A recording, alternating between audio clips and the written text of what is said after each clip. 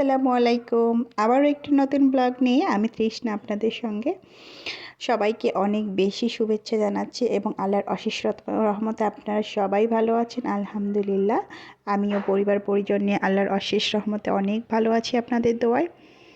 তো আবারও এই নতুন ব্লগটা শুরু করতেছি, যেহেতু সামনে রমাদান চলে আসতেছে আর রমজানের মাসে তো প্রচুর ব্যস্ততা থাকে।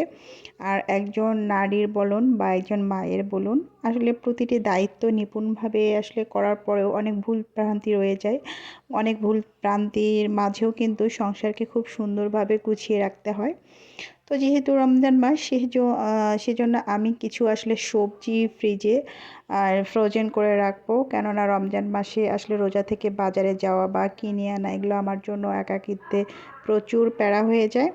তো এই জন্য ভাবতেছি কিছু আমি সবজি টাটকা টাটকা ফ্রিজে ফ্রোজেন করে রাখবো। অনেকেই দেখি যে ফ্রিজে ফ্রোজেন করে রাখে, এর আগে যদিও আমি কখনো এরকম করে কখনো কিছু সবজি ফ্রোজেন করে নিই, সব কিছু অর্গানিক এবং টাটকা। কিন্তু এবারের পরিস্থিতিটা সম্পূর্ণ আলাদা আমার ক্ষেত্রে। সব কিছু আমাকে একা হাতে মেনটেন্স করতে হবে, সেহেতু আমি ভাবলাম যে না, আসলে কোনো অলসতা নয়, আমি কিছু কাজ আগায় নেই। এতে আমাদের রমজান মাসে আসলে ইবাদত করতে হয়, রোজা রাখতে হয়। যেহেতু আমি পার্সোনালভাবে একটা ব্যবসা করি, ঘরোয়া ব্যবসা বাড়িতেই, তো সেখানে আমাকে প্রচুর সময় দিতে হবে যেহেতু এক হাতে। তো আসলে তখন আমার একটু ডিস্টার্ব হয়ে যাবে এবং ব্যস্ততা অনেক বেড়ে যাবে। তো ভাবলাম এগুলোকে আমি অলরেডি আগেই ফ্রোজেন করে নিয়ে রাখি। আর রমজান মাসে কিন্তু এগুলো আসলে তেমন একটা ভালো পাওয়া যায় না, সমস্যা হয়ে যায় ও অতিরিক্ত গরম পড়ার কারণে সবজিগুলো নষ্ট থাকে বাজারে। এই জন্য ভাবলাম এখন যেহেতু টাটকা ফ্রেশ সবজি পাচ্ছি, এগুলোকে কাজে লাগিয়ে ফ্রোজেন করে রাখা যাক ফ্রিজে। তো যেমন কথা তেমন কাজ, কিছুটা আমি নুন হলুদ ছাড়া একদম শুধু কেটে ধুয়ে রেখেছি, আর কিছুটা নুন হলুদের সাহায্যে অর্ধেকটা কেটে ধুয়ে রেডি করে নিচ্ছি। মানে দুই সিস্টেমে রাখতেছি, দেখি যে আসলে কোনটা কেমন থাকে। যেহেতু ওটা আমি খুব তাড়াতাড়ি বের করবো, ওই জন্য তো ওটাতে নুন হলুদ দেয়নি। আর এটাতে যেহেতু আসলে বড়ার মতো করার ইচ্ছে আছে আর কি, এই জন্য এটাকে একটু নুন হলুদের সাহায্যে একটু ভাপ দিয়ে ফ্রিজে রেখে দিচ্ছি আর ফ্রোজেন করে রাখতেছি। তো আপনাদের সঙ্গে যেটা মূলত আমি শেয়ার করতে আসলাম সেটা হচ্ছে চিংড়ির খোসা দিয়ে একটা সুন্দর বড়া করব আজকে। তো এই খোসার বড়াটা কিন্তু আমার পরিবারের সবাই খুব পছন্দ করে, আলহামদুলিল্লাহ আমিও পছন্দ করি। তো অনেক দিন পর মন চাইলো যে আজকে একটু এই রেসিপিটা করাই যাক। আপনারাও চাইলে রমজান মাসে করতে পারবেন। তো আমি মাঝে মধ্যে আসলে এটা করে সসের মাধ্যম মানে সস দিয়ে আর কি বাচ্চাদেরকে দিই। ওরা কিন্তু খুব এনার্জি এটা খাওয়ার জন্য। তো এখানে এই তো কিছু খেসারি, কিছু মুসুর কালাই আমি অলরেডি বেটে নিয়েছি। আর এখানে এই তো চিংড়ির খোসাগুলো কিন্তু খুব সুন্দর করে মিহি করে বেটে নিয়েছি। আপনারা চাইলে খোসাগুলোকে একটু ভাপ দিয়ে নিতে পারেন বাটাবাটির জন্য, এতে আপনাদের অনেকটা সহজ হবে। আর এখানে নিয়েছি হচ্ছে আপনার কাঁচামরিচ কুচি, একটু ধনেপাতা, একটু পেঁয়াজ কুচি।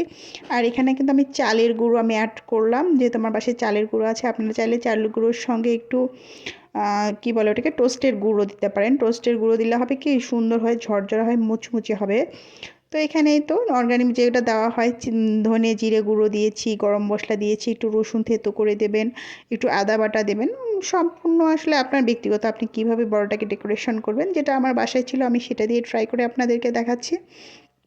তবে এটা কিন্তু অনেক টেস্টি হবে ইনশাল্লাহ, আপনারা একবার খেয়েই দেখতে পারেন। আসলে আমরা অনেকে চিংড়ি বাজার থেকে নিয়ে আসি, আর চিংড়ি কিন্তু ছোট বড় সবার পরিবারে তাদের বাচ্চাদের খুব পছন্দের একটা মাছ, চিংড়ি মাছ। তো এখানে খোসাগুলো আমরা ফেলে দিয়ে থাকি, আসলে খোসাগুলোকে ফেলে না দিয়ে এটা কিন্তু আপনি কাজে লাগাতে পারেন, আর এটা খুব সুন্দর একটা চপ তৈরি করতে পারেন। তো এই তো তেলটাকে গরম করে আমি একটু ছোট ছোট করে নিয়ে তেলের মধ্যে দিচ্ছি, ভেজে নিচ্ছি।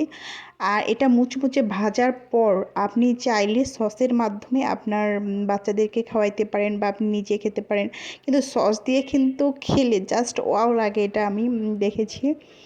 আবার ফির গরম ভাতের সঙ্গে একটু খেতেও পারেন। আবার চিংড়ির খোসা ভর্তা একদিন আমি আপনাদের সঙ্গে শেয়ার করব। চিংড়ির খোসা দিয়ে লাউ ভর্তা, মানে লাউয়ের ছাল ভর্তা, এটাও আমি আপনাদের সঙ্গে একদিন শেয়ার করব। এটাও কিন্তু খুব সুন্দর একটা রেসিপি। তো আপনারা কিন্তু বাসায় চাইলে একটু ট্রাই করতে পারেন। আর আমার চ্যানেলটা যদি কোনো ক্রমে আপনাদের কাছে একটু ভালো লেগে থাকে, তো অবশ্যই আমার পাশে থাকবেন। সবার ভালোবাসা পেলে ইনশাআল্লাহ আমি আবারও নতুন কিছু করতে পারবো। আর আমার এই ফ্যামিলি ব্লগিংয়ের জন্য সবাই দোয়া করবেন, সবার সাপোর্ট ভালোবাসা কামনা করতেছি আমার এই ছোট্ট পেজটাকে। তো আজকে কিন্তু চাইলে আপনি ট্রাই করে খেতে পারেন এই মজাদার রেসিপিটা। যেহেতু আমার বাসায় ছিল, তাই ছোট্ট করে যতটুকু ছিল ততটুকুর মাধ্যমে আপনাদের সঙ্গে শেয়ার করছি। জানি না কেমন হবে, আপনাদের ভালো নাও লাগতে পারে। তবে এখানকে আজকে